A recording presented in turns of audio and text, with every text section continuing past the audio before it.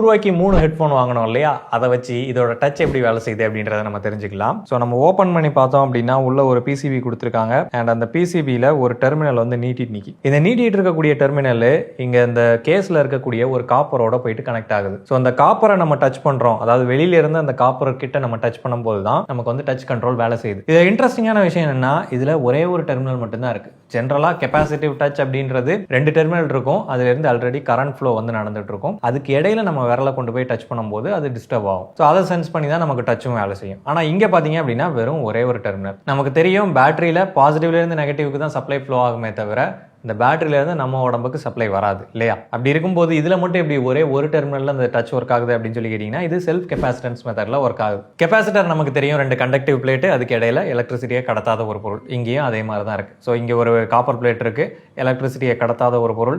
நம்ம வைக்கக்கூடிய விரல் தான் இன்னொரு கண்டக்டர். ஸோ அப்போ என்ன ஆகும் அப்படின்னா, நம்ம விரலை வைக்கும்போது பேட்டரியிலேருந்து எலக்ட்ரிசிட்டி ஜம்ப் ஆகிலாம் போகல, இந்த காப்பர் பிளேட்டில் இங்கே ஒரு பிளேட் இருக்குன்னு நினச்சிட்டு இந்த இடத்துல அட்ராக்ஷன் வந்து உருவாகும். ஸோ அப்போ அந்த பிளேட்டில் அதிகப்படியான எலக்ட்ரான் வந்து ஸ்டோர் ஆகும். அதை சென்ஸ் பண்ணி தான் இந்த டச் வந்து ஒர்க் ஆகுது. நெக்ஸ்ட் டைம் நீங்கள் டச் பண்ணும்போது இந்த இன்ஜினியரிங் பாயிண்ட்டை நினச்சிக்கிட்டே நீங்கள் வந்து டச் பண்ணணும். செஞ்சுட்டா போச்சு.